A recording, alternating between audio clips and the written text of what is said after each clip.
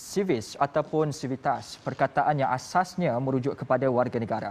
Ia diikat bersama dengan hak dan tanggungjawab yang tidak boleh dipisahkan antara pemilik status ini dengan negara yang didiami. Memang benar, status warga negara umpama anugerah tertinggi bagi hidup bernegara.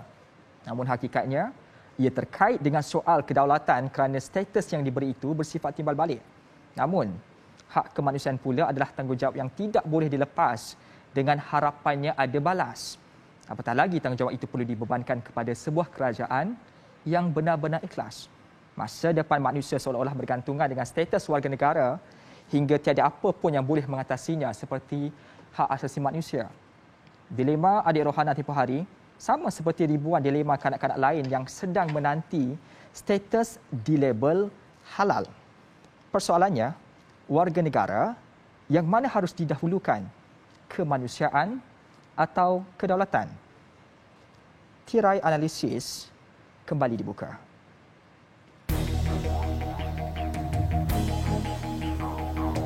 Please, this is a serious issue. Bukan semua perkara yang dikatakan sebagai naluri itu adalah satu sebab untuk kita mengatakan ia benar.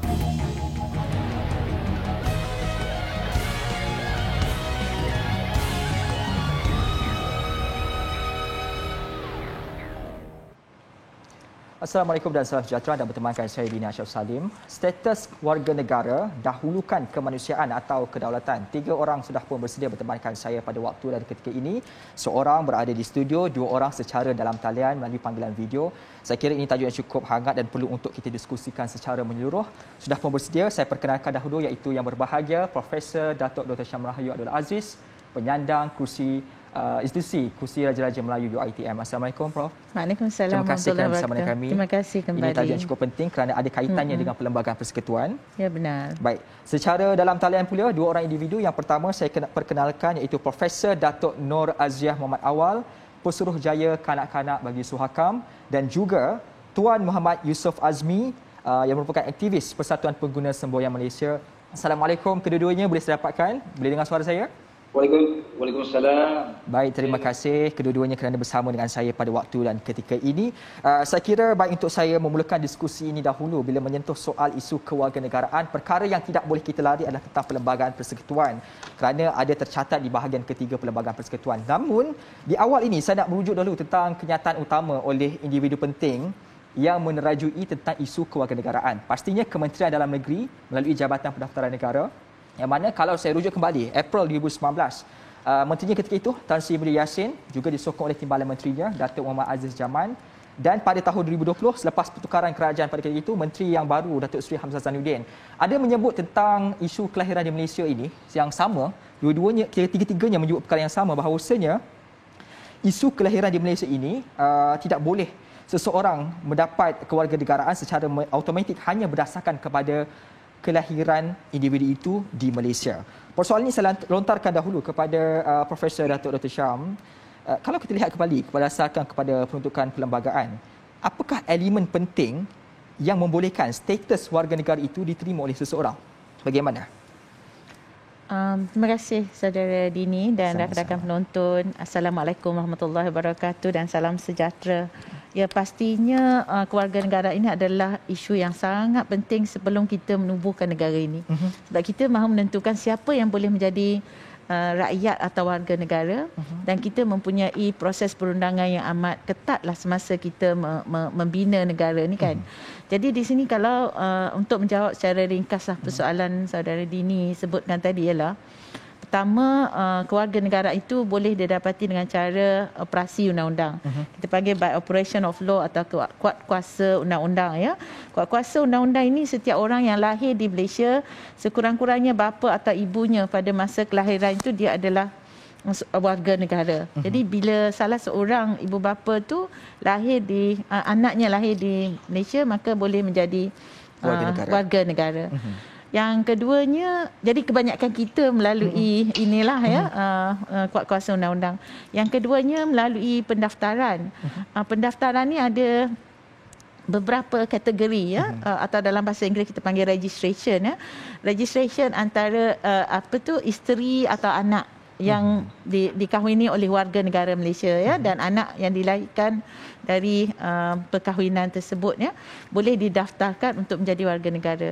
Satu lagi pendaftaran ialah pendaftaran penduduk di Sabah Sarawak masa kita bentuk Malaysia itu, dan satu lagi ada satu kategori pendaftaran iaitu saya rujuk perlembagaan ya, isteri dan anak warga negara. Satu lagi orang yang dilahirkan di persekutuan sebelum Hari Merdeka juga boleh melalui pendaftaran. Dan satu lagi ialah naturalisasi. Maknanya orang yang berumur 21 tahun ke atas boleh memohon untuk menjadi warga negara Malaysia. Dan satu lagi cara ialah percantuman wilayah. Maknanya kalau Malaysia bercantum dengan negara lain dan warga negara tersebut boleh menjadi warga negara Malaysia. Jadi 4 cara secara ringkasnya untuk menjadi warga negara Malaysia: melalui kuasa undang-undang, melalui pendaftaran dengan beberapa kategori, melalui naturalisasi atau orang tu minta nak jadi warga negara Malaysia setelah beliau berumur 21 tahun ke atas, dan keempatnya melalui percantuman wilayah. Saya faham jelas berkaitan yang pertama itu, seperti kita lah, ibu bapa kita orang Malaysia dan kita lahir di Malaysia, maka bolehlah kita secara automatiknya kita merupakan warga negara Malaysia. Tetapi dalam soal pendaftaran pula, soal elemen yang diletakkan soal pendaftaran ini, kerana ada yang beranggapan bahawasanya dengan hanya seseorang itu lahir di Malaysia sahaja, mereka sudah menganggap bahawasanya sudah cukup untuk menjadi seorang warga negara. Tetapi kalau lihat kenyataan dikeluarkan oleh menteri yang menjaga isu kewarganegaraan ini, ianya berbeza, kerana kata mereka, menterinya menyebut bahawasanya kelahiran di Malaysia itu bukanlah pengukur utama kepada seseorang itu mendapat warga negara. Kalau kita lihat kepada undang-undang, dia letakkan syarat lagi lah. Maknanya macam kita katakan tadi ya, syarat untuk pendaftaran tu dia hendaklah juga mempunyai kaitan dengan negara Malaysia ni. Maknanya warga negara. Kalau isteri kepada warga negara Malaysia, kena daftar. Maknanya kalau anak tu dilahirkan juga, kalau bapanya adalah warga negara tidak perlu daftar, tapi kalau ibunya dan melahirkan anak di luar negara perlu daftar. Ini ada satu keputusan kes baru-baru ini yang agak kontroversi kan. Jadi pendaftaran itu mempunyai syarat-syarat yang lain, dibuktikan dengan documentation bahawa adanya kewarganegaraan salah seorang daripada ibu bapa itulah. Jadi dia tak adalah, betul lah kenyataan itu tidaklah menyatakan lahir je di Malaysia terus menjadi warga negara Malaysia. Jadi ini agak mudah kalau pasangan itu dari luar negara kan, mereka datang menjadi penduduk Malaysia dan lahir di Malaysia, anak tu berhak untuk mendapat warga negara. Jadi itu agak longgar lah kan. Jadi undang-undang meletakkan syarat bahawa salah seorang ibu bapa tu kan, jadi barulah boleh didaftarkan sebagai warga negara. Saya nak mendapatkan secara perhatian jelas, perkara tersebut disebut secara dalam Perlembagaan Persekutuan ataupun melalui undang-undang kecil. Kalau yang itu memang secara dalam peruntukan perlembagaan dan juga di dalam jadual kedua Perlembagaan Persekutuan. Baik, itu secara jelas telah pun diberikan dalam konteks perundangan Perlembagaan Persekutuannya. Saya nak beralih pula kepada Profesor Dato' Nur Aziah. Kalau kita mendengar tadi jawapan tadi, melalui undang-undangnya betul, kewarganegaraan itu dapat bukan semata-mata melihat kepada soal dilahir kat Malaysia ataupun bukan.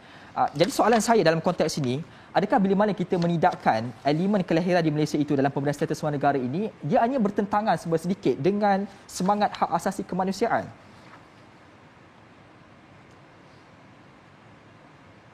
Silakan, Prof. Mikrofon. Prof, boleh dengar suara saya? Kalau boleh Prof onkan mikrofon tersebut. Tak dengar. Okey, cantik. Boleh, tak ada masalah. Terima kasih pada soalan tu. Saya rasa kita sedia maklum ya, Malaysia sudah pun menandatangani Konvensyen Hak Kanak-Kanak dan kita juga dalam konvensyen itu antara peruntukannya ialah hak kepada nama dan nationality atau kewarganegaraan ya. Betul.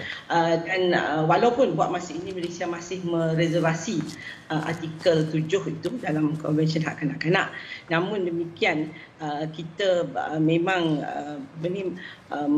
kerana hak untuk menjadi warga negara itu ialah hak kanak-kanak itu.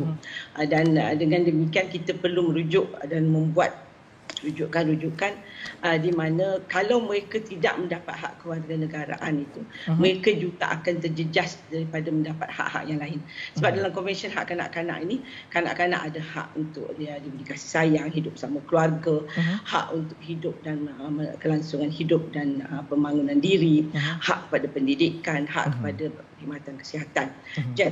Jadi dari segi itu kita merasakan bahawa hak asasi ni hak basic, hak asas kepada seseorang manusia, dan dari segi itu kita merasakan bahawa hak kewarganegaraan ini adalah satu hak yang sangat penting kerana ia menjadi asas kepada hak-hak yang lain.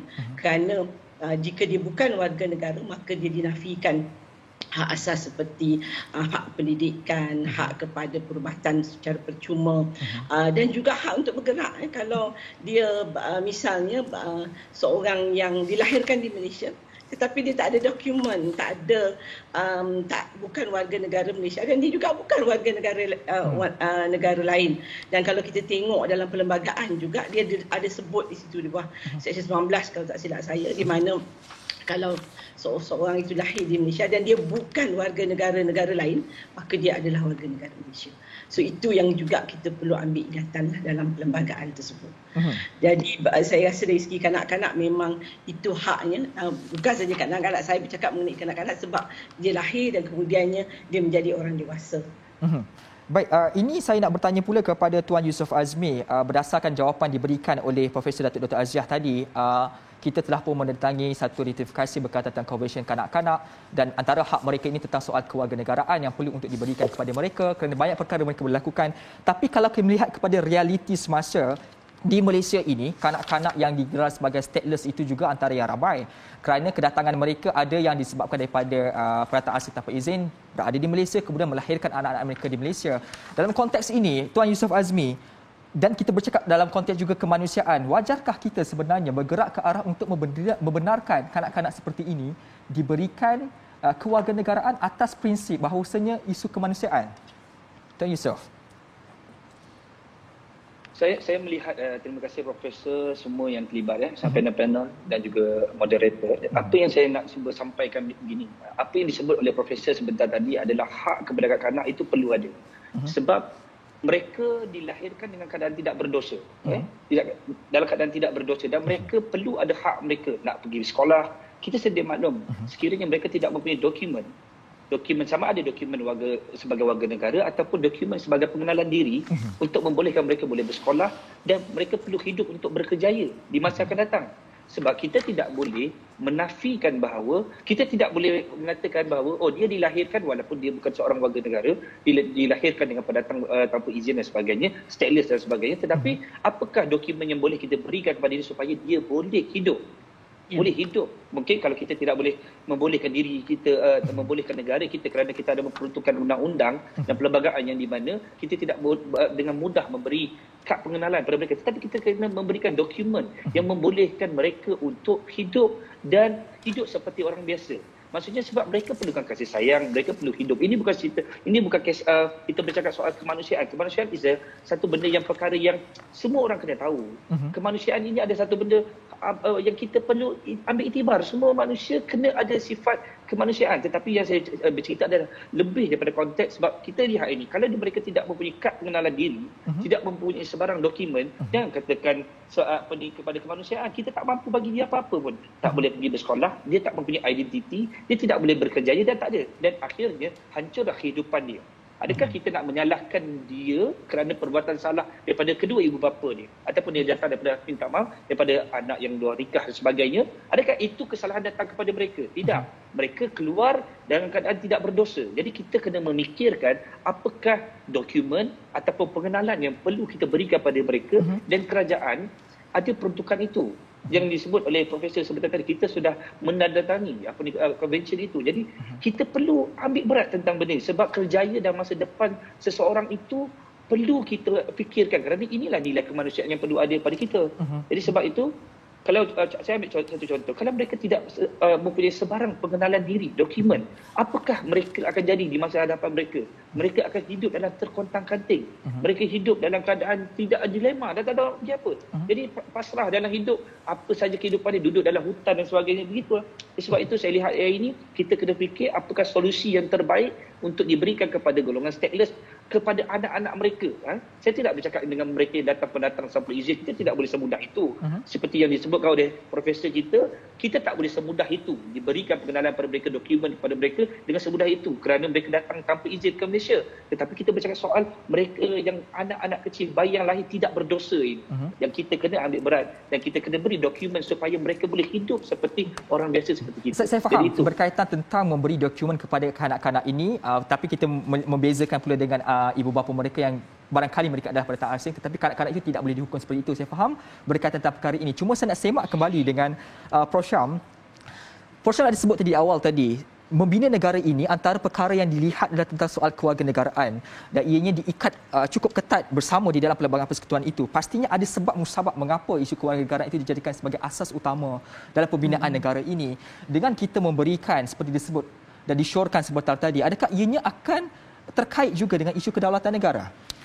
Pastinya, sebab isu kewarganegaraan ini dia akan melibatkan seperti yang Prof Dato' Azia sebut tadi. Ia melibatkan hak dan tanggungjawab juga, seperti saudara Dini juga sebut dari awal tadi. Ia melibatkan hak dan tanggungjawab. Apabila seseorang itu diterima sebagai warga negara, maknanya semua perkara itu diberikan kepada tanggungjawab dan juga hak itu diberikan kepada seseorang yang diterima sebagai warga negara. Jadi di sini sebab itulah undang-undang memainkan peranan penting untuk mengikat syarat-syarat yang ketat. Tapi adalah juga beberapa kelonggaran yang diberikan dalam perlembagaan. Mungkin kita bincang selepas ini tentang kemudahan untuk diberikan. Bukanlah kata macam saudara Yusof sebut tadi, bukanlah semuanya kita tak boleh bagi, tapi mungkin ada perkara-perkara yang berkaitan seperti permanent resident ataupun bagi mereka yang berumur 21 tahun ke bawah dibenarkan untuk hak kanak-kanak itu juga dijamin. Jadi contoh kuasa khas yang diberikan untuk mendaftarkan kanak-kanak itu ada di bawah perkara 15A Perlembagaan Persekutuan. Dan kalau beliau telah melangkaui umur 21, maka proses naturalisasi itu tadi cara untuk mendapatkan kewarganegaraan melalui naturalisasi. Kerajaan Persekutuan boleh beri naturalisasi upon request permintaan yang dibuat ataupun permohonan yang dibuat oleh seseorang yang berumur 21 tahun ke atas. Baik, saya faham perkara ini. Saya nak beralih kepada realiti semasa yang mana saya nak bertanyakan soalan ini kepada Tuan Yusof Azmi. Tuan Yusof, kalau saya lihat kembali jatuh jawapan balas Menteri KDN kepada Dr. Kelvin Yee Lee Wen, iaitu Ahli Parlimen Bandar Kuching, ketika mesyuarat kedua sidang rakyat pada tahun 2020, beliau ada menyebut tentang perlu mengemukakan dokumen sah kepada kerajaan sebelum mana-mana permohonan itu untuk diluluskan soal kewarganegaraan untuk mendapatkan bagi memastikan kes itu betul-betul genuine, tidak ada penipuan berlaku. Saya melihat kepada keadaan semasa di lapangan, Tuan Yusof, adakah benar banyak individu yang mengambil kesempatan terhadap perkara ini dengan memasukkan dokumen bagi tujuan untuk mendapatkan kewarganegaraan ini? Itu sudah pasti. Itu sudah pasti. Kerana saya berada di ground, saya mendapat banyak maklumat. Kerana mereka, ialah sesiapa sahaja ingin menjadi rakyat Malaysia. Sesiapa sahaja.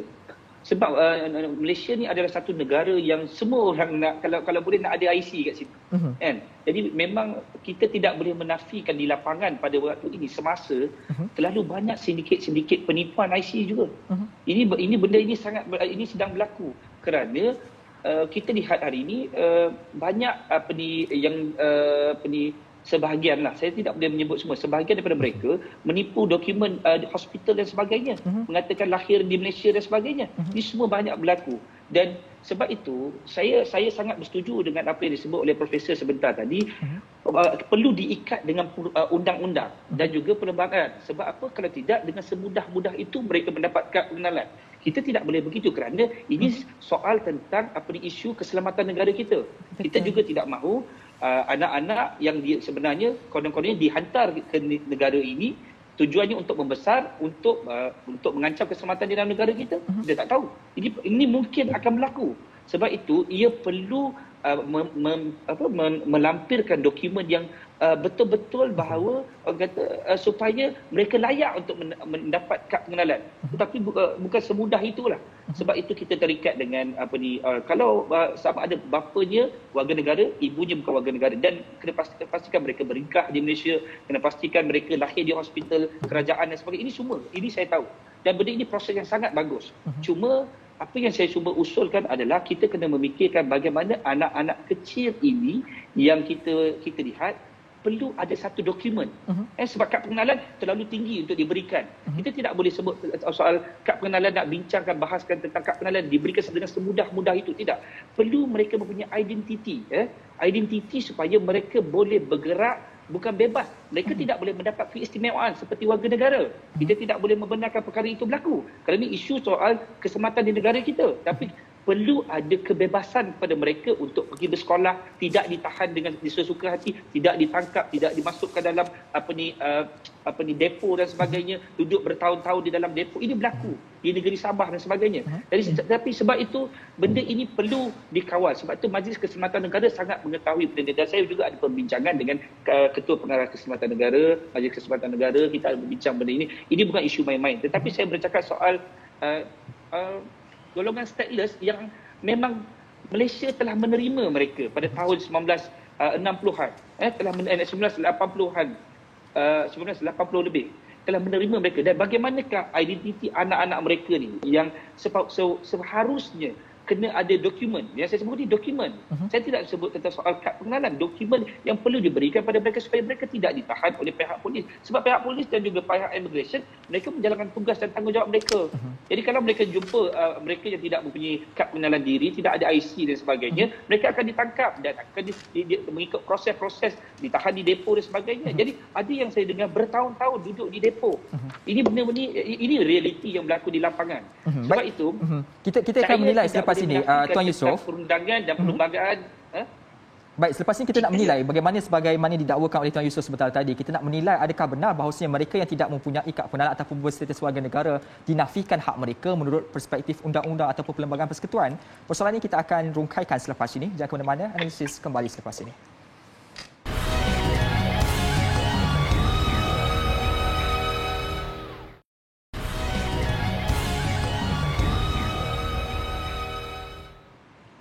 Kembali semula dalam analisis, kita sedang berbicara soal status warga negara, dahulukan kemanusiaan ataupun kedaulatan. Saya nak bergerak dahulu kepada Profesor Datuk Dr. Aziah. Bila kita menyentuh soal kewarganegaraan dan juga isu kanak-kanak ini, saya nak memahami lebih lanjut berkaitan perkara ini secara lebih mendalam. Realitinya, isu kanak-kanak yang suka mendapat kewarganegaraan ini, apakah isu pokoknya ataupun dalam konteks lain, adakah kesemuanya bercakap soal kewarganegaraan bukan kewarganegaraan dan juga isu stateless kanak-kanak? Bagaimana? Saya rasa yang patut kita terangkan di sini ialah saya nak masukkan kanak-kanak yang dalam kategori ini, dalam bakul-bakulnya yang tertentu. Kategori pertama ialah kanak-kanak yang lahir di luar negara, yang mana ibunya adalah warga negara Malaysia, tetapi bapaknya bukan warga negara. Ini sekarang ini mereka ini membuat tuntutan kerana mereka adalah nak mewarisi kewarganegaraan daripada ibu. Dan ini yang disebut oleh Prof. Syam tadi dalam perkara 14 dan sebagainya, 14B. Dan sudah pun ada kes di mahkamah sekarang, dan mahkamah telah memutuskan bahawa di mahkamah tinggi bahawa mereka seorang wanita Malaysia, warga negara Malaysia yang berkahwin dengan warga asing, melahirkan anak di luar negara, boleh mewariskan kewarganegaraannya kepada anak tersebut. Dan itu dalam proses mereka, kerajaan membuat rayuan dan kerajaan telah pun tidak dibenarkan, kerajaan merayu untuk tidak melaksanakan perintah mahkamah tinggi, tapi mahkamah rayuan telah pun menolak rayuan mahkamah tinggi tersebut. Jadi itu anak kategori pertama. Yang kedua ialah kanak-kanak yang anak tidak sah taraf atau ibu bapanya tidak berkahwin dan apabila ibu bapanya berkahwin, dia dalam kategori ini anak-anak ini kerana ibunya bukan warga negara Malaysia. Jadi dalam undang-undang anak tidak sah taraf dia adalah milik ibu. Tetapi apabila ibu bapanya berkahwin, masih anak itu tidak dapat kewarganegaraan walaupun ibunya telah menjadi penduduk tetap.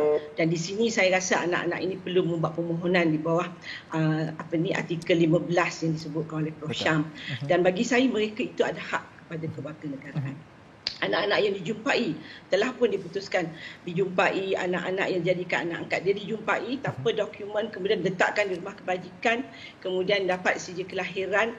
Buat masa ini banyak JPN meletakkan bukan warga negara, tetapi kita Suhakam kita telah pun membuat perbincangan dan telah meminta bahawa anak-anak di rumah kebajikan kita diberi taraf warga negara. Mereka bukan turun dari langit atau berenang di laut terus terdampar di rumah, di surau dan sebagainya itu. Tentulah mereka jatuh dalam kategori 19B itu tadi, kanak-kanak yang tidak ada negara mempunyanya, maka dia berada di tanah air kita, maka mereka mesti diberikan kewarganegaraan. Telah diputuskan oleh Mahkamah Persekutuan, anak yang dijadikan anak angkat itu boleh mendapat kewarganegaraan. Dan kategori bakul kedua ialah anak pelarian. Anak pelarian ni ialah dia lari daripada negaranya dan dia tak boleh balik ke negara itu. Kita ramai anak pelarian di Malaysia walaupun kita tidak menandatangani konvensyen mengenai pelarian. Dan kita telah menerima pelarian berzaman sudah dengan Vietnamnya, Bosnianya, Syria, Yaman dan hari ini Rohingya. Jadi mereka ini bukan memohon kewarganegaraan. Mereka hanya memohon untuk dibenarkan tinggal sementara dan itu yang memerlukan kad UNCHR itu. Dan supaya mereka tidak dieksploitasi, tidak dijadikan buruh paksa dan sebagainya. Jadi mereka ini kita Suhakam pun yang kita nak ialah mereka diberikan hak asas, hak pendidikan, hak perubatan, ya. Sebab mereka ni bukan datang daripada keluarga, mereka bukan orang senang dan sebagainya. Jadi bagi saya buat masa ini kebanyakan pelarian di Malaysia dibantu oleh NGO dan dari masa ke semasa kerajaan juga terpaksa membantu. Tetapi kerana kerajaan membenarkan mereka berada di Malaysia. Yang bakul yang ketiga ialah kanak-kanak tanpa dokumen. Tanpa dokumen ini juga ada dua kategori. Satu tanpa dokumen warga negara Malaysia kerana terutamanya di Sabah dan Sarawak. Di Sarawak lah yang paling ramai. Kalau tinggal di pedalaman, ibu bapa tak pun peka, tidak merasakan ada keperluan untuk mendapatkan sijil kelahiran. Dan akhirnya bila nak pergi sekolah, tak ada dokumen. Ya. Dan mereka juga di Sabah dan Sarawak kahwin mengikut adat. Dan perkahwinan adat ini diiktiraf sebagai berdaftar, tetapi tidak berdaftar. Dan apabila mereka berkahwin dengan warga asing, dia menimbulkan masalah. Ya? Dan anak-anak itu dikatakan tidak boleh menjadi warga negara, sedangkan ayah atau ibunya adalah warga negara. Dan kategori itu. Dan yang terakhir ialah memang anak migran. Anak migran ni ada migran yang datang dengan sah, lahir di Malaysia dan kebanyakan mereka mendapat sijil kelahiran Malaysia tetapi mendapat dokumentasi, ya, pasport daripada immigration negeri masing-masing, ya. Dan yang satu lagi yang memang parti ni yang menjadi masalah dan kita bukan hendak mendapatkan kewarganegaraan untuk parti ataupun IC, tapi bagi saya anak-anak parti ini juga ada hak kepada satu dokumen asas. Maknanya sejak kelahiran kita boleh bagi dan letak di situ warga negara Indonesia ataupun Filipina ataupun daripada mana mereka datang dan mereka perlu mendapatkan pasport daripada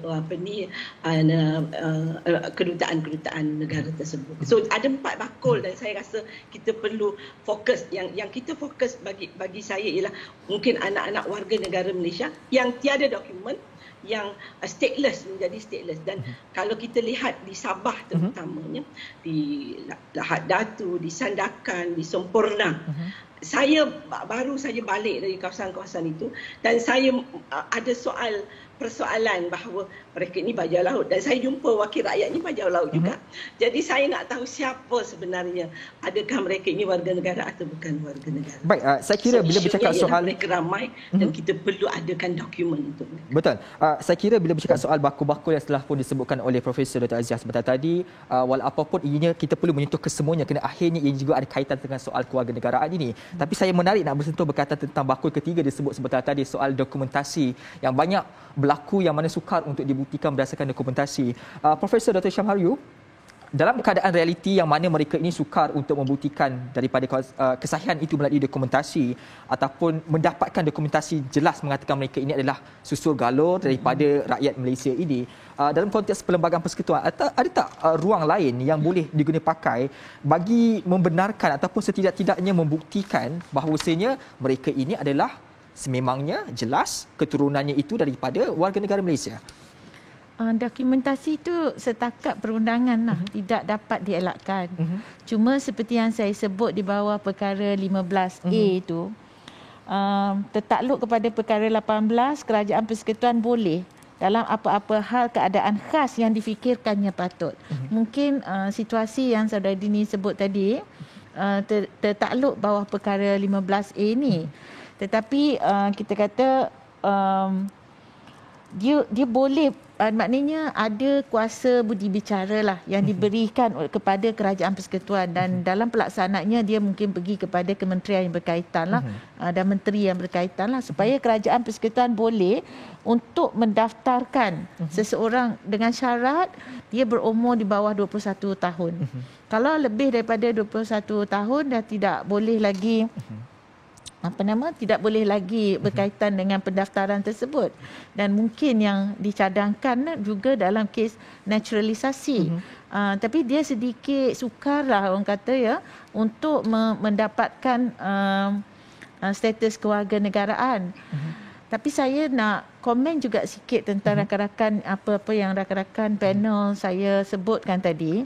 Dia ada sekarang ni bukan hal bukan hal kewarganegaraan saja, tapi ia berkaitan dengan kemanusiaan tadi. Kemanusiaan ini tidak semestinya untuk mendapatkan kewarganegaraan. Maknanya bila dapat kewarganegaraan, adalah hak-hak yang istimewa untuk warga negara saja. Tapi kalau kita lihat hal berkaitan dengan pendidikan ya, kalau hal berkaitan dengan kalau kita lihat pendidikan, dia tidak semestinya warga negara yang boleh mendapat pendidikan. Sebab kalau kita lihat pada perkara 12 maknanya hak untuk mendapatkan pendidikan ini bagi mereka yang tinggal di negara kita. Tapi dia berkait juga dengan polisi di bawah Kementerian Pendidikan contohnya ya. Jadi kita mungkin boleh memberikan kemanusiaan itu, dan itu adalah juga menunjukkan ketinggian budi orang kita lah kan, negara kita ni, prinsip kehidupan negara kita ni. Tapi hal kewarganegaraan, saya setuju dengan saudara Yusof, sebab hal kewarganegaraan itu isu lain, tapi hal kemuliaan kemanusiaan itu adalah isu lain. Maknanya tidak semestinya seseorang itu setelah mendapat kewarganegaraan baru mendapat kemuliaan ataupun kesejahteraan hidup tu. Jadi sebab tu bila orang datang penduduk di Malaysia ni, maka dia juga hendaklah diberikan hak-hak tertentu. Saya suka menyebut di sini bahawa di dalam Pelan Tindakan Hak Asasi Manusia yang diisytiharkan pada 2018 juga memberi ketetapan bahawa pendidikan ini juga penting. Kenapa? Sebabnya kalau kita tidak, sebab bila kita dah ramai orang luar datang ke Malaysia ni terutamanya, maka kalau tidak diberikan pendidikan kepada anak-anak ini, maka ia akan menyebabkan masalah yang lebih besar, termasuklah masalah sosial kan. Jadi pendidikan itu perkara yang penting. Jadi sekarang ni kita lihat peruntukan undang-undang, kemanusiaan, kewarganegaraan mungkin dua perkara yang berbeza. Kedaulatan negara, saya sangat setuju bahawa peruntukan yang ketat tentang kewarganegaraan ini untuk menjamin kedaulatan negara. Tetapi kemanusiaan itu juga untuk menjamin quote unquote lah kedaulatan diri manusia itu sendiri, dan kita bukanlah orang yang zalim ya untuk memaksa. Tengok Malaysia ni dilimpahi dengan pendatang-pendatang. Jadi di sini saya nampak hak kemanusiaan ini berbeza daripada hak untuk mendapatkan kewarganegaraan. Jadi kita pisahkan dua itu. Yang pentingnya di sini ialah juga apabila kita memberikan kemanusiaan, maka kita akan dapat juga menjaga permasalahan sosial yang mungkin berlaku. Baik, ini akan saya bincangkan selepas ini lebih lanjut lagi kerana kita nak menilai tentang bagaimana kewarganegaraan itu, adakah betul ianya soal kemanusiaan dan pelbagai persekutuan itu hanya diberikan kepada mereka yang berwarga negara semata-mata ataupun ianya sebaliknya. Dan juga saya nak menilai bagaimana keadaan semasa tentang operasi yang dijalankan oleh Jabatan Pendaftaran Negara, adakah betul-betul menurut bagaimana Perlembagaan Persekutuan telah pun menyatakan. Semua ini kita akan bincang selepas ini. Jangan ke mana-mana. Analisis kembali selepas ini.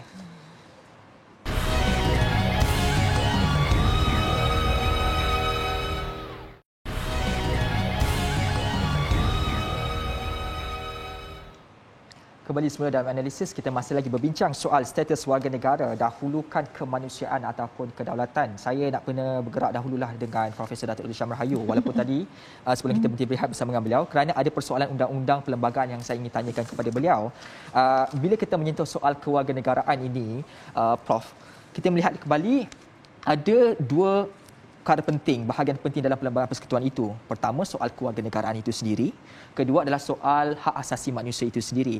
Daripada kedua-dua ini, bagaimana perlembagaan di Malaysia ini? Adakah soal hak asasi manusia itu hanya tertakluk kepada golongan tertentu saja, iaitu warga negara saja, ataupun sebenarnya ianya sebaliknya? Mungkin saya boleh kongsilah. Kita panggil negara kita ni, kita panggil dalam negara kita panggil hak asasi itu, kita panggil kebebasan asasi. Jadi kebebasan asasi ni di bawah bahagian 2 Perlembagaan Persekutuan terdapat beberapa hak yang hanya diberikan kepada warga negara. Contoh, hak untuk berhimpun, hak untuk bercakap, hak untuk berpersatuan, ini hanya diberikan kepada warga negara. Dan seperti yang saya sebut tadi, hak berkaitan dengan pendidikan, dia tidak dinyatakan dengan jelas sama ada hak untuk warga negara saja atau untuk bukan warga negara sekali. Ya. Jadi sebab itu ada dasar-dasar dalam Kementerian Pendidikan yang mungkin memberikan kesan kepada pendidikan kepada anak-anak yang bukan warga negara, ya. Jadi di sini mungkin ia adalah dalam dasar kerajaan dan ini perlu diteliti, sebab saya ingat semasa perancangan untuk membuat pelan tindakan hak asasi manusia ini adalah isu besar. Perlukah, wajibkah kita berikan pendidikan? Tapi sebagai warga negara, saya fikir seperti juga rakan-rakan di luar sana mungkin mahukan pendidikan itu diberikan kepada semua orang, tapi mestilah dengan syarat-syarat dan limitasi-limitasi yang tertentu. Dalam perlembagaan juga kita lihat contoh hak kebebasan beragama. Ia tidak diberikan hanya kepada warga negara. Semua orang ada hak beragama. Jadi kalau kita lihat kepada peruntukan dalam perkara 11 Perlembagaan Persekutuan, contohnya tiap-tiap orang berhak untuk menganuti dan juga mengamalkan agamanya. Jadi dia tidaklah terhad kepada warga negara. Ini secara ringkaslah.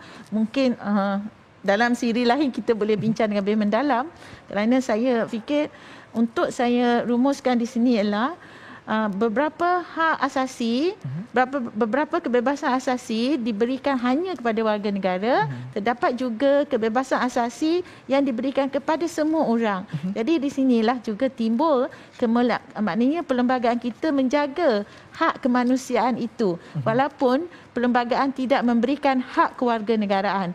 Pada saya, kewarganegaraan ini adalah suatu keistimewaan. It's a privilege. It's not a matter of right. Dia bukan hak, tapi ia adalah suatu keistimewaan diberi apabila seseorang itu memenuhi syarat-syarat yang dinyatakan dalam perlembagaan. Jadi saya juga ingin sebut kepada rakan-rakan penonton sekalian bahawa hal berkaitan dengan kewarganegaraan ini sangat berkait rapat juga dengan institusi beraja, sebab pindaan kepada bahagian 3 ya Perlembagaan Persekutuan ini, iaitu berkaitan kerajaan, berkaitan dengan kewarganegaraan, hendaklah mendapat perkenan daripada Majlis Raja-Raja mengikut peruntukan dalam perkara 159 dalam pasal 5. Jadi inilah maknanya kita dah boleh beza sekarang, kewarganegaraan, kemuliaan manusia dijamin oleh hak asasi dalam perlembagaan kita. Baik, ini menarik kerana disebut tadi ada beberapa perkara kebebasan asasi itu di dalam Perlembagaan Persekutuan diberikan mengikut perspektif iaitu ada kepada warga negara dan juga bukan warga negara. Soalan ini saya ajukan kepada Tuan Yusof Azmi berdasarkan kepada perlembagaan persekutuan itu yang ada memperuntukkan kebebasan asas itu berbeza mengikut warga negara dan bukan warga negara menuju Malaysia keterhadapan ini. Adakah wajar perkara ini masih lagi kita gunakan ataupun sepatutnya dalam konteks ini kita perlu bila bercakap soal kebebasan asasi ini perlu diberikan kepada semua manusia yang hidup dalam sebuah negara tanpa mengira warga negara ataupun bukan warga negara? Pandangan daripada Tuan Yusof. Okey. Saya lebih melihat kepada isu tentang rukun negara. Di bawah rukun negara kita kena memastikan bahawa kita perlu memfokuskan kepada keistimewaan kepada warga negara dulu. Sebab apa? Kerana warga negara ini walaupun hidup berbilang bangsa negara kita, kaum Melayu, India, Cina, Kazakh, Iban dan sebagainya, mereka mengetahui tentang adat dan istiadat di negara kita. Dan sebab itu dalam sistem pendidikan dia mesti ada perbezaan dekat situ. Kerana sistem pendidikan ini sangat penting kerana isu soal warga negara ini dia mesti ada satu privilege macam disebut oleh Profesor sebentar tadi, kerana meletakkan keistimewaan kepada warga negara.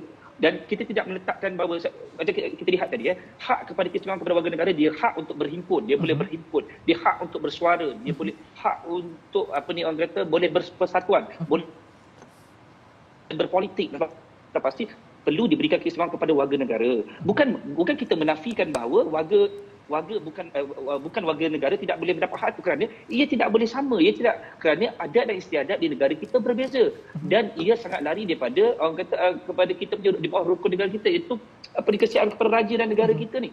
Sebab itu kita adat istiadat itu kena balik kepada raja-raja Melayu di negara kita. Sebab itu perlu sangat kita menjaga keselamatan dalam negara kita dalam isu-isu keselamatan ini yang melibatkan perundangan, yang melibatkan pendidikan, yang melibatkan hak asasi kemanusiaan. Ini berbeza. Kita tidak boleh menafikan bahawa jika ada bukan warga negara datang ke negara kita, kita perlu memberikan kemuliaan pada mereka juga. Tapi bukan keistimewaan pada mereka. Kita perlu melayan mereka dengan baik. Kita perlu memberi juga mereka keutamaan, tapi dari sudut yang tertentu. Bukanlah mereka boleh mendapat keistimewaan sepenuhnya seperti warga negara, kerana ia melibatkan tentang masa depan di negara kita. Kita bila bercakap tentang masa depan negara kita, kecuali dalam hak kebebasan beragama, itu saya tidak boleh menafikan. Mereka berhak untuk memilih agama apa yang mereka nak masuk. Itu tak ada masalah. Tetapi soal isu warga negara dan bukan warga negara, dia perlu ada perbezaan. Bukan bermaksud diskriminasi. Dia tidak ada diskriminasi di sini. Tetapi kalau kita lihat, kita pergi negara di seluruh dunia, sudah pasti mereka mempunyai perlembagaan mereka sendiri, yang di mana perlu kita patuhi. Kadang-kadang contoh, kita pergi ke luar negara, teks kita lebih tinggi berbanding dengan warga negara mereka. Itu sudah pasti, kerana itu adalah institusi di dalam negara itu punya struktur hierarki, bagaimana mereka membangunkan negara mereka sebelum mereka mencapai kemerdekaan. Mereka sudah berbincang bagaimana untuk diperuntukkan di bawah perlembagaan, di bawah peruntukan perlembagaan Seksyen 3 dan sebagainya. Ini semua sudah dibincangkan. Kemungkinan ada benda-benda yang perlu ditukar, itu bergantung kepada isu semasa dan bergantung kepada isu yang bahawa itu mungkin pindaan tertentu, tetapi bukanlah kita boleh memberikan kesamarataan, sebab ini bukan soal kemanusiaan tetapi isu keselamatan di negara kita dan isu kepada negara kita untuk di masa hadapan. Itu pandangan saya. Baik, soal pendidikan itu saya nak merujuk kepada satu laporan dalam kajian bertajuk Comprehensive Study on the Causative Factor Leading to Stateless Children in Sarawak, juga apa yang berlaku terhadap kes baru-baru ini, iaitu adik Rohana sendiri, tentang kebimbangan masa depan kanak-kanak soal isu pendidikan yang sukar untuk mereka dapati. Dan saya juga ingin merujuk bagaimana Prof Syam sebelah tadi juga menyebut bahawasanya soal pendidikan itu tidak dinyatakan dengan jelas bahawasanya ia untuk warga negara sahaja ataupun bukan warga negara. Dan saya juga nak merujuk tentang dasar pendidikan negara kita, yang mana secara jelas bahawasanya kalau sekolah rendah itu wajib kepada semua orang, tapi sekolah menengah itu tidak dinyatakan dengan secara jelas. Dalam hal ini, Profesor Datuk Dr. Azia, adakah kita perlu menyemak kembali dasar pendidikan negara kita, kerana kita melihat kepada semangat pendidikan itu perlu diberikan kepada semua pihak tanpa membeza-bezakan mereka ini warga negara ataupun bukan warga negara. Bagaimana?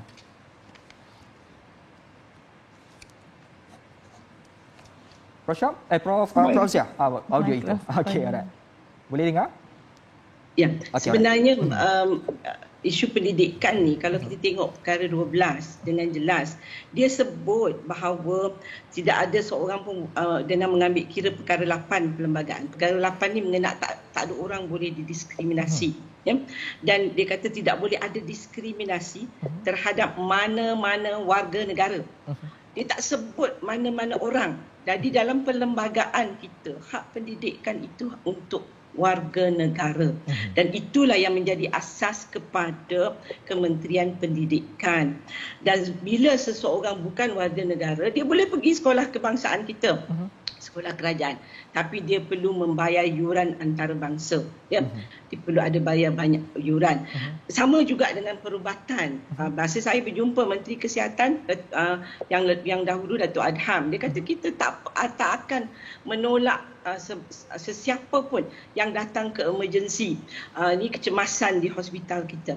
Betul. Tetapi bila nak merawatnya dengan lebih lanjut, dia akan minta dokumen. Boleh mendapat IC? Dia kata saya tak ada IC. Okey, kalau tak ada IC, kita boleh rawat sekarang, tapi cik perlu membayar jumlah tertentu.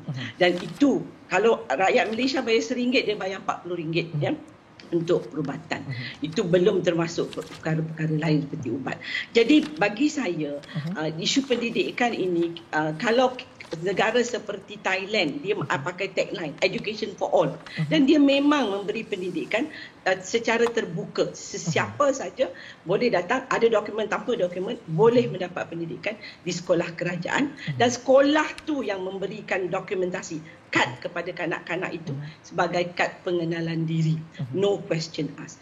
Dan bagi saya pada masa Perdana Menteri Tan Sri Mahyudin berucap pada Hari Guru tahun lepas, ya, 2016, 2021 pada 16 Mei, beliau menyatakan bahawa hak pendidikan adalah untuk semua kanak-kanak, ada dokumen tanpa dokumen. Dan apabila saya pergi melawat kawasan kanak-kanak tanpa dokumen, mereka tak boleh pergi ke sekolah kebangsaan. Sebab apa?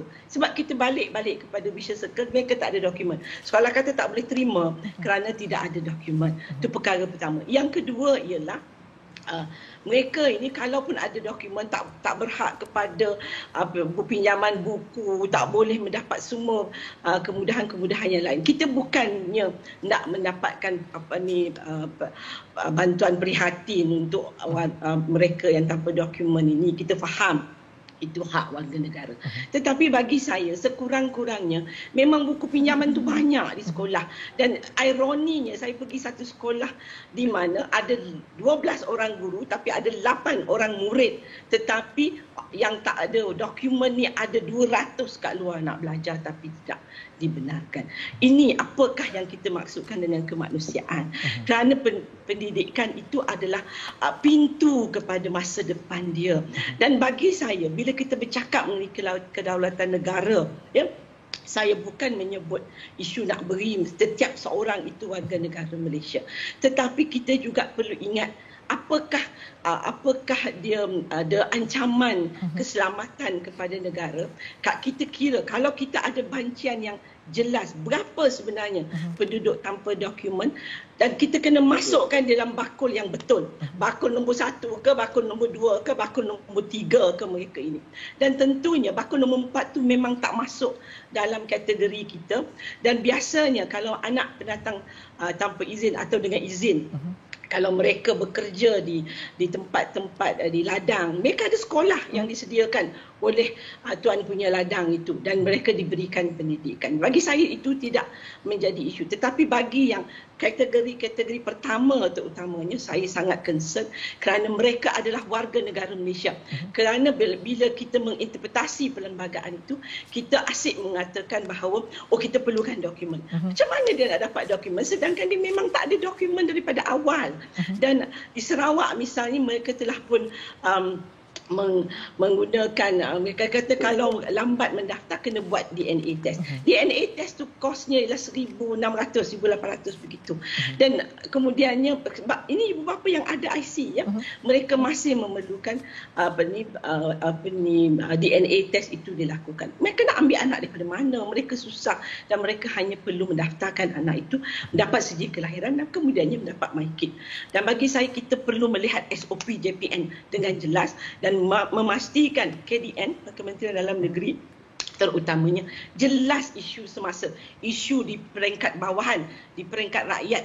Dan kalau kita biarkan ini anak-anak yang tanpa dokumen seperti Prof Syam sebut, kalau tak diberi pendidikan, mereka akan jadi masalah sosial kepada.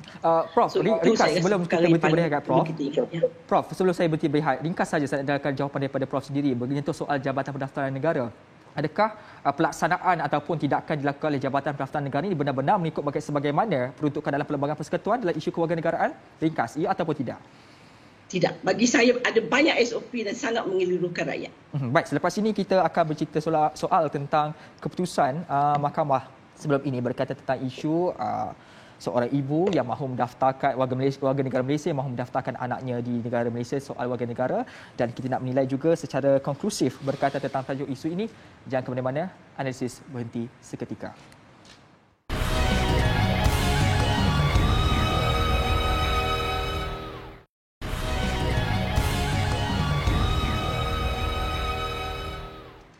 Kembali semula dalam analisis, saya nak terus bergerak kepada satu soalan yang cukup penting untuk kita perbicarakan, iaitu kalau lihat kembali pada 9 September lalu ya, Hakim Datuk Akhtar Tahir di Mahkamah Tinggi Kuala Lumpur memutuskan bayi yang lahir di luar negara oleh ibu warga negara Malaysia dan pasangannya rakyat asing berhak mendapat kerajaan negara ini secara automatik. Malah permohonan state education juga oleh kerajaan ditolak oleh mahkamah. Dalam keadaan ini, saya nak bertanya soalan kepada Profesor Datuk Dr. Syam, melihatkan kepada keputusan mahkamah ini, adakah pelaksanaan terhadap keputusan mahkamah ini perlu dilakukan dengan segera tanpa melalui Majlis Raja-Raja sebagaimana menurut perkara 159/5 berkaitan tentang, kalau kita lihat sendiri, bahawasanya perlu melalui perkenan daripada Majlis Raja-Raja? Saya kekok sebenarnya untuk menjawab, tapi sebab saya belum baca keputusan sepenuhnya. Tapi saya cerita pada umum sajalah ya, sebab kalau taksiran yang ada dalam jadual kedua Perlembagaan Persekutuan itu ialah tentang sekiranya anak itu lahir dari seorang ibu yang warga negara Malaysia berkahwin dengan warga bukan negara di luar negara, maka perlembagaan sangat jelas mengatakan begitu. Tapi saya masih lagi tertanya-tanyalah, saya minta maaf pada penonton sebab saya belum baca keputusan penuh ya. Itu saja baca dalam laporan akhbar. Tapi apakah alasan-alasan hakim ya? Tapi kalau kita merujuk kepada perkara 159 dalam pasal 5 tu, dia sekiranya mahu meminda. Tapi yang ini mahkamah yang mentafsir. Jadi adakah pentafsiran mahkamah itu selaras dengan kehendak perlembagaan? Itu yang saya tak tahu lagi apa hujah-hujah hakim tu. Tapi kalau nak pindah, mesti dapat perkenan Majlis Raja-Raja. Tapi saya fikir Majlis Raja-Raja juga boleh mengambil peranan proaktif untuk melihat apakah yang berlaku dalam keadaan ini. Mungkin suatu yang besar kerana warga negara ini, isu berkaitan dengan keluarga negara ini adalah suatu yang besar. Dan kalau itu kehendak rakyat Malaysia, ia perlu melalui pindaan undang-undang. Kita kena batalkan ataupun mansuhkan apa yang ada sekarang. Dan adakah ini boleh dilakukan melalui tafsiran mahkamah? Saya kena lihat. Saya tak boleh nak jawab soalan tu. Saya kena lihat keputusan. Mungkin Prof Azia ada jawapannya. Prof Azia, sedikit saja. Saya boleh bantu daripada kes saya sebenarnya sebelum tu ada satu kes mengenai anak tak sah taraf di mana Mahkamah Persekutuan memutuskan majoriti 4-3 yang mengatakan anak tak sah taraf itu tidak boleh mendapat kewarganegaraan kerana walaupun ibu bapanya sudah berkahwin. Tetapi dalam keputusan minoriti yang diketuai oleh Ketua Hakim Negara sendiri, beliau menyatakan bahawa memberi interpretasi perkataan bapa itu adalah bermakna ibu juga. Itu perkara pertama. Dan kemudiannya dalam kes sudah ni kempen yang terakhir ini yang diputuskan oleh Mahkamah Tinggi. Hakim telah memutuskan untuk mengambil pandangan minoriti itu dan membuat keputusan bahawa seorang ibu, kerana kita kena lihat perkara 8 Perlembagaan Persekutuan. Perkara 8 Perlembagaan Persekutuan sudah dinyatakan dengan jelas tidak boleh mendiskriminasi seseorang atas asas gendernya. Maknanya ibu, seorang wanita Malaysia yang berkahwin dengan warga asing tidak boleh didiskriminasi kerana dia tak boleh mewariskan kewarganegaraannya kepada anak-anaknya. Itu keputusan Mahkamah Tinggi, dan Mahkamah Tinggi memerintahkan supaya Pejabat Pendaftaran Negara dan juga Kementerian Dalam Negeri untuk memberikan sijil kewarganegaraan kepada anak-anak pemohon dalam kes ini. Baik, kita pun sudah berada di penghujungnya. Ini satu diskusi yang cukup baik. Masa pun mencuburi kita, banyak perkara sebenarnya kita nak bincangkan lagi berkaitan isu kewarganegaraan ini. Walau bagaimanapun, di penghujung ini kesimpulan daripada ketiga-tiga secara ringkasnya, bila kita menyentuh saja soal aspek kewarganegaraan ini, tak boleh kita lari daripada perkara soal kemanusiaan. Maka ada satu persoalan besar ingin saya tanyakan kepada ketiga-tiga dengan jawapan cukup ringkas. Bila kita sentuh soal kewarganegaraan ini, ia adalah satu anugerah yang tidak ternilai kepada mereka yang hidup bernegara. Maka dalam konteks ini mengimbangi semangat kemanusiaan, wajarkah kita membenarkan kewarganegaraan itu dikongsi bersama atas prinsip nilai kemanusiaan? Silakan dahulu. Saya ingin membezakan kewarganegaraan dan juga kemuliaan yang kita berikan kepada setiap orang. Oleh kerana kewarganegaraan itu adalah suatu privilege dan keistimewaan dan ia harus berbeza dari mereka yang tidak berwarga negara. Jadi pandangan saya ialah warga negara harus berbeza, tapi ada berbeza dari segi statusnya, tapi kemanusiaannya kita perlu angkat juga dan perlembagaan tidak meninggalkan kemanusiaan itu. Okey, baik, 15 saat kepada Tuan Yusof. Saya perkara yang sama saya ingin nyatakan, warga negara is warga negara, tetapi kemanusiaan juga kita tidak boleh membezakan. Maksudnya nilai kemanusiaan ini datang daripada diri kita sebagai rakyat Malaysia, sebagai rakyat yang warga negara yang bertamadun. Kita mempunyai prinsip hidup, jadi kita perlu memberikan kemanusiaan itu sama rata kepada mereka juga, tapi tidaklah privilege kepada warga negara. Itu saja dari saya. Baik, terima kasih kepada Profesor Datuk Dr. Aziah pula 15 saat. Bagi saya, hak asasi manusia ini ialah hak dia kepada perkara-perkara asas, dan kewarganegaraan itu adalah perkara asas untuk menentukan status dia dalam sesebuah negara dan membolehkan dia mendapat hak-hak yang lain. Dan dari itu saya merasakan bahawa kerajaan perlu melihat semula pada peruntukan perlembagaan untuk memberi kewarganegaraan terutamanya kepada warga negara Malaysia, yang terutamanya anak-anak warga negara Malaysia. Dan yang kedua ialah mempertimbangkan, bagi saya anak warga negara ni boleh satara tak satara, kahwin tak kahwin, sebab bagi saya kita perlu lihat ini secara jelas kerana ia adalah anak-anak, dia adalah mangsa dan kita perlu melihatnya. Di situlah letaknya maruah diri kita dan kedaulatan negara. Baik, terima kasih di atas buah fikiran telah pun diberikan kepada ketiga-tiganya, iaitu yang berbahagia Profesor Datuk Dr. Syam Rahayu Abdul Aziz, juga yang berbahagia Profesor Datuk Nur Aziah Muhammad Awal dan juga Tuan Muhammad Yusof Azmi. Terima kasih kepada ketiga-tiganya sudi untuk berbicara dalam analisis. Baiklah saudara, soal kemanusiaan memang tidak boleh disyaratkan dengan mana pilihan, status maupun pembahagian yang membeza-bezakan. Namun ia perlu berlandaskan kepada ketepatan, kesesuaian dan bersifat mencukupkan. Apatah lagi jika terkait dengan soal kedaulatan. Benar, memberi jaminan kemanusiaan itu perlu, tetapi cukup pada apa yang perlu. Dan benarlah status warga negara sememangnya suatu anugerah yang besar maknanya buat yang mendambakan. Tapi ingat, status itu bukan hadir dalam bentuk hak semata-mata, tetapi ia hadir dengan tanggungjawab dan amanah yang dibebankan kepadanya. Saya Dini Ashraf Salim menutup kira analisis minggu ini. Selamat petang Malaysia.